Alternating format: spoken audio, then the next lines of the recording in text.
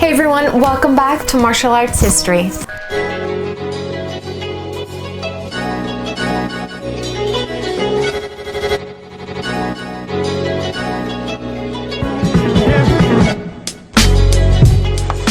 The martial art for today is Kung Fu.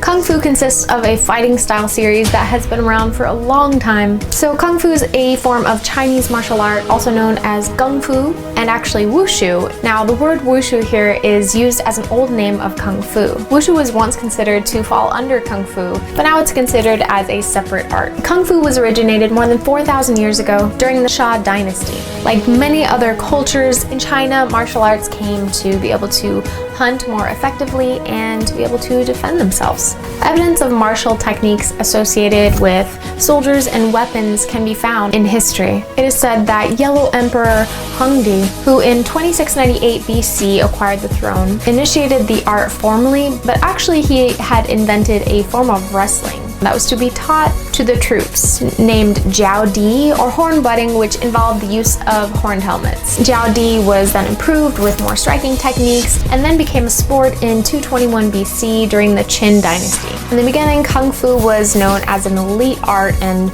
only those with power and that status could practice, but now obviously it's opened up to the general public, thankfully, and it's considered as a traditional sport and very common martial art. In modern times, Kung Fu has its unique existence in China as a traditional heritage and has greatly influenced the lives of many people. And of course, Kung Fu has a lot of philosophical and spiritual aspects, and religion has always played an important role. Kung Fu was actually typically associated with Buddhism and incorporated a lot of the Buddhist meditations. Some Kung Fu practices and practitioners still focus on that. You know, a majority of Kung Fu masters have promoted the idea of their religion and philosophies and meditations based off of religions such as Taoism, Shintoism, and Hinduism. Kung Fu is not just about the amazing movements associated with it, it's also very embedded in Chinese philosophies. The best Kung Fu practitioners use both the mind and the body, moreover merging the mental and physical movements. Taoyin, a martial arts technique, has been practiced by Taoist practitioners who were one of the Tai Chi Chuan progenitors in 500 BCE. In Chinese film in general, and television, there are many famous practitioners of Kung Fu because it not only looks really cool on film, but it's also a really fun martial art to practice. There are so many different elements and so many different styles within Kung Fu that are very, very enticing.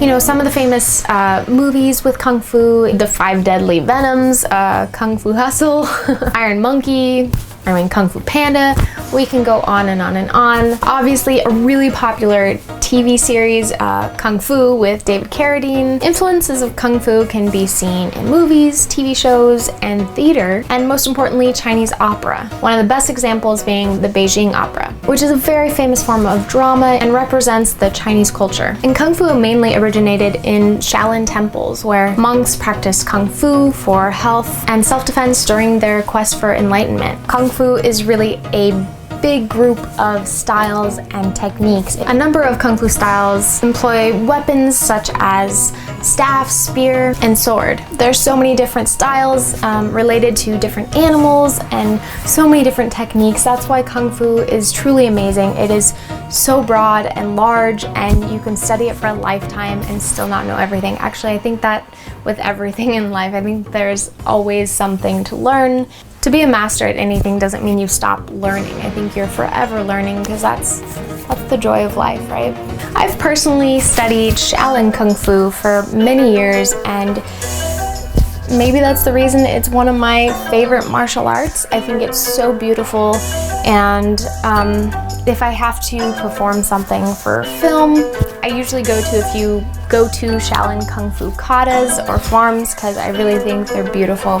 They show flexibility and strength and speed. I just really think Kung Fu overall is one of the funnest martial arts. I remember my dad, who is my main martial arts instructor, would challenge me to create a form at least once a week based off of a random animal, just to get that creativity going. And it's just super fun, it's very freeing, and to move in different ways that you don't naturally move is very exciting. So, you know, there's so many different styles you can try within Kung Fu, but most importantly, what I think is so great about Kung Fu is just the mentality and the philosophies behind the Chinese martial art. There's no intention of hurting one another. The intention is really just to enlighten oneself and to have the best health and fitness possible, and of course to be able to defend yourself like many martial arts. So it truly is a very fun martial art. Again, Shaolin Kung Fu is one of my favorites, so I hope you enjoyed this episode. This concludes my martial arts history series for now. There are different series that I want to get into, but I hope that you enjoyed the education, you know, little snippets of different styles. I hope that it can help you decide maybe which martial art you want to train, because I'm always getting that question like, you know, hi Amy, I'm new to martial arts, I want to get into it, but I don't know where to start. And so I wanted to give this to everyone to give you a little history on, you know, not all the martial arts, there's so many more martial arts, and I'll get into that later, I promise. But just, you know, a few of the most popular martial arts, and then a few martial arts that aren't very well known. And I hope you enjoyed it, learned some things, maybe got a little inspiration to go train, and I just really hope that you enjoyed these videos. And go ahead and subscribe if you haven't already, and if you have, please do hit that notification bell. And there's a link for you down below with my email list if you want to subscribe to that as well. Thank you so much for watching, and I will see you later.